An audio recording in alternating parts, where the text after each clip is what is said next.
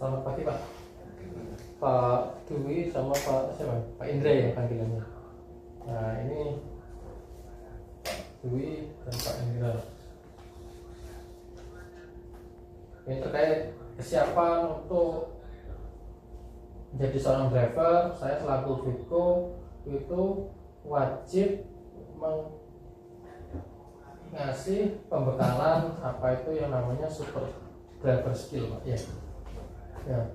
Yang mana super driver skill tersebut itu bertujuan untuk driver itu supaya menjalankan SOP saat berkendara dengan tujuan selamat sampai perjalanan, selamat dan sehat pulang ke rumah Pak ya. Yang pertama ini Pak, super driver skill, super driver service dan water hammer nanti akan saya jelaskan waktu sesi pembekalan seperti ini Pak ya. Dan overspeed juga seperti itu Pak. Nah, ini terkait kita lanjut di gambar yang kedua Pak, daily inspection cool diesel. Nah, semua unit kita yang ada di sini itu berbahan bakar solar Pak. Jadi mohon diingat bahan bakar solar tersebut itu nanti diisikan ke unit kita. Dan nanti langkah driver itu waktu sudah pengisian BBM itu akan ketemu dengan sistem flat TV maupun beam over yang nanti akan melakukan penginputan Pak, pemilihan data pengisian. Jadi harus ada namanya pertama backslide, pertalite maupun pertama turbo. Tapi kan unit kita kan rata-rata berbahan solar Pak. Jadi harus dipilih dengan data itu yang ditentukan, apa itu solar, biosolar dan backslide Pak ya. Nah, dan ketepatan di sini masih menggunakan SPBU rekanan Otista Pak. Dan di situ harus dipilih dengan SPBU rekanan kita Otista. Misalnya ada driver dulu pernah itu milihnya itu pertama. Nah, itu kesannya itu nanti apa ya, main-main Pak. Nah, itu kita kerja di sini harus tentu fokus, tidak buat main-main Pak. Jadi harus ya sesuai. Terus untuk penginputan, masalah penginputan sebelum closing harus sudah terinput Pak. Jadi mohon diingat, takutnya sudah di closing BBM-nya belum diinput, otomatis BBM tersebut akan dimintakan ganti ke driver. Siapa yang mau ganti karena belum diinput Pak. Jadi mohon diingat BBM tersebut harus diinput. Pokoknya biaya-biaya operasional yang sudah dikeluarkan driver itu harus diinput sebelum closing Pak ya. Closingnya itu Pak? Closingnya sudah nyampe sini baru driver itu closing. Jadi mau diingat sebelum closing harus sudah diinput. Jadi kalau sudah diinput ternyata BBM-nya itu belum diinput ya, sebelum sudah closing BBM-nya belum diinput ya, otomatis driver harus mengganti Pak, mengganti rupiahnya totalnya, entah itu 250 bahkan sampai 400.000 kan emang kan Pak. Ya perusahaan ya nggak bisa karena aturannya seperti itu Pak. Jadi harus sebelum closing harus diinput, entah itu biaya BBM, biaya solar, biaya apa itu tol dan biaya penyeberangan kalau misal pengiriman luar pulau seperti itu Pak ya. Jadi mohon diingat. Terus ketiga lanjut di gambar yang ketiga Pak, metode pengecekan kendaraan. Ini selaku saya itu kadang melakukan sidak Pak, sidak di toko, sidak driver di toko, sidak driver dimanapun.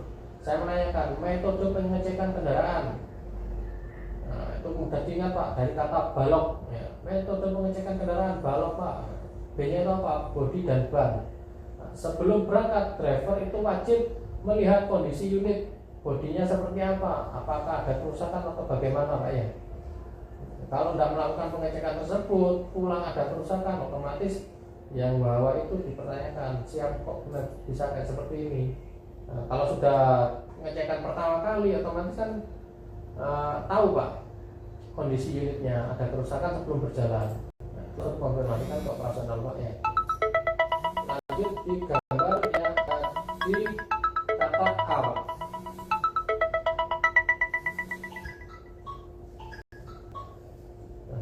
Lanjut di huruf A Pak, air. periksa air radiator, periksa air wiper, dan periksa kebocoran. Jadi dari kata ban dulu Pak ya, ban dulu ya, lupa, mohon maaf tadi kan masih di bodi dulu ya. Itu bannya dilihat juga Pak, kondisinya tebel apa tipis Pak. Nah, bannya itu kalau misal sudah kelihatan benangnya itu konfirmasikan.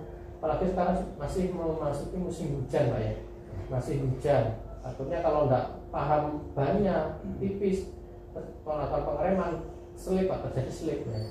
Itu dipastikan dulu. Kalau sudah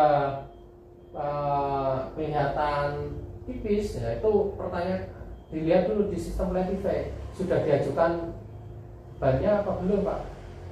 Nah, kalau sudah ada pengajuan ya berarti langsung konfirmasi Pak, ini banyak tipis, kapan segera diganti. Nah, dan hati-hati waktu di jalan Pak ya. Nah, terus dilihat ban serepnya juga Pak, ban serep kondisi kempes atau tidak. Kalau ban serepnya itu kempes ya segera kalau waktu mau berangkat ada tempel ban seperti di Gambirono ya, Gambirono apa Pelatakan ya Pak. Nah, di Pelatakan itu langsung tempel ban di situ dan divideokan melalui nanti ada timestamp, Pak harus pakai timestamp dan divideokan, dan biaya bannya itu langsung konfirmasi ke dispatcher ya Pak. Biaya bannya itu konfirmasi ke dispatcher. Terus dari kata A Pak, periksa air radiator, periksa air wiper, dan periksa kebocoran sambungan atau sambungan Pak ya. Itu pertama airnya itu dilihat sebenarnya sebelum melakukan penghidupan dilihat dulu Pak, apakah ada kebocoran ya Pak.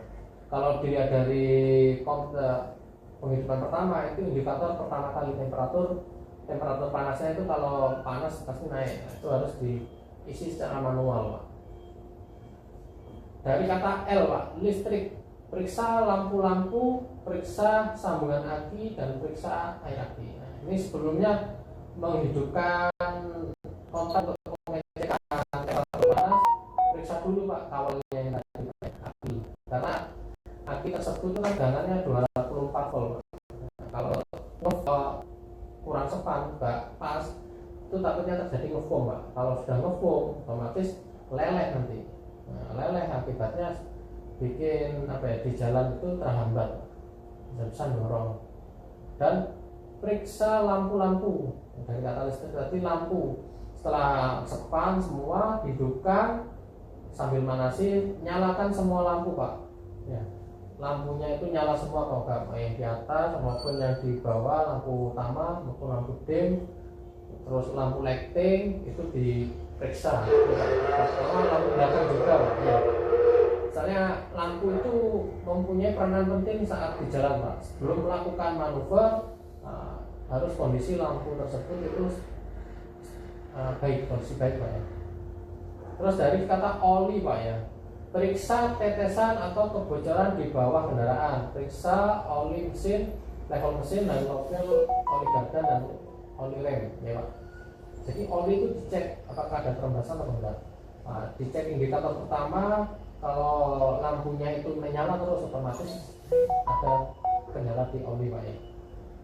Kalau lampunya nyala terus nanti berarti ya masih cukup, apalagi tidak ada rembesan.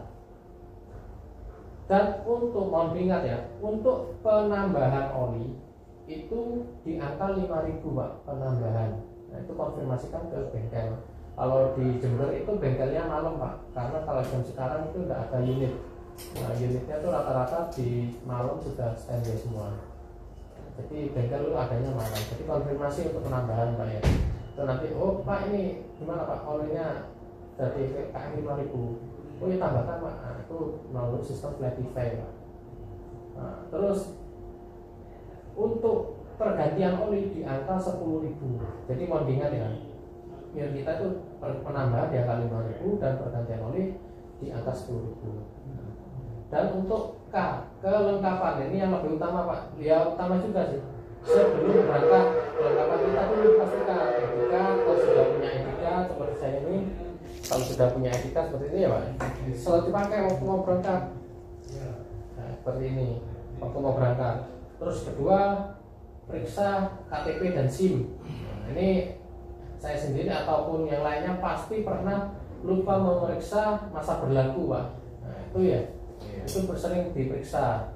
Yang kedua sudah ada diperiksa dompet, HP, mau berangkat baru berjalan Pak ya.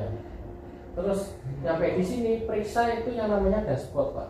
Nah dari analogi itu nanti kasih urutan kayak tadi Pak ya, tanyakan Panjilor, terus urutannya apa, toko A, B, C, D itu ditulis di kertas karton sebesar ini Pak, dan ditaruh di faktur, di nota, di fakturnya Pak.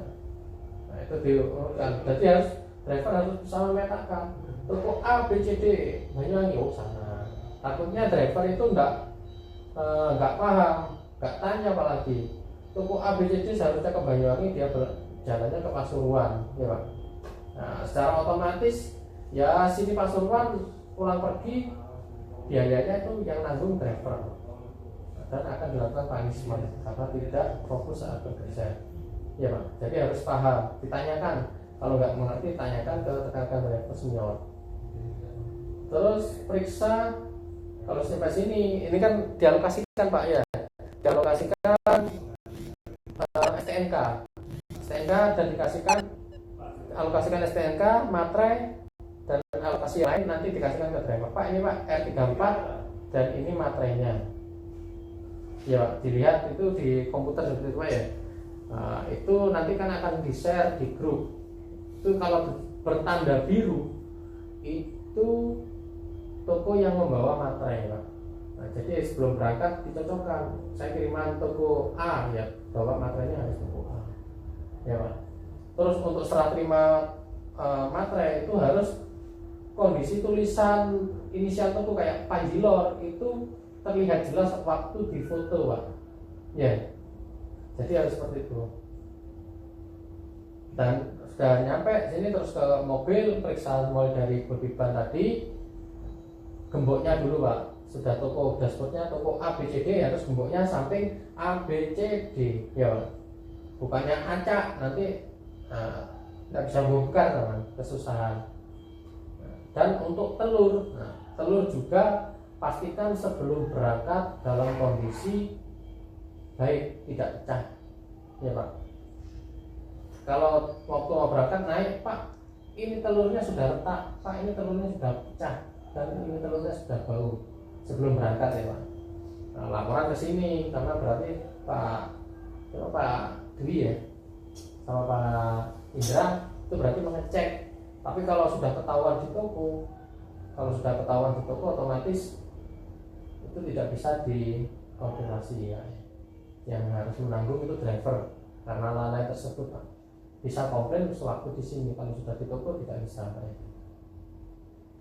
Lanjut di gambar yang keempat Pak, defensive driving. Saya peduli keselamatan. Tadi kan saya tanya, Bapak kan punya keluarga, punya anak, yang ini masih punya ibu ya, masih belum keluarga ya. Nah, karena harus berpedoman, saya peduli keselamatan. Ada keluarga yang menunggu di rumah Pak. Driver itu harus punya usaha dan menunggu di rumah. Jadi harus benar-benar hati-hati saat di jalan Pak. Karena keselamatan itu kunci utama. Lanjut di gambar yang ke-5 Pak, defensive driving.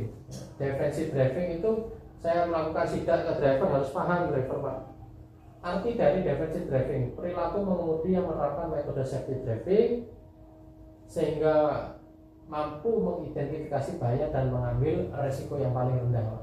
Nah, dengan tujuan defensive tersebut itu tidak menjadi penyebab kecelakaan, yang kedua tidak menjadi pemicu kecelakaan, dan yang ketiga tidak terlibat dalam kecelakaan. Jadi defensive driving itu mempunyai arti kan metode safety ya Pak ya. Metode safety saat berkendara karena apa Pak? Banyak kan ya.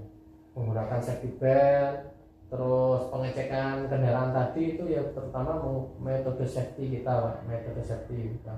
Fokus akan berkendara, hindari distraksi dan paham marka itu juga metode safety. Jadi pengetahuan saat di jalan itu juga termasuk metode safety.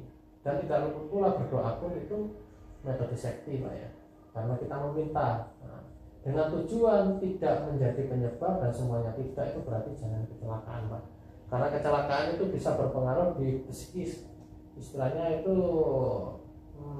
mental driver, membuat sedih, merenung, Bahkan tadi berbicara yang sudah pernah terjadi karena suatu insiden sehingga terjadi laka, ada korban jiwa, tidak bisa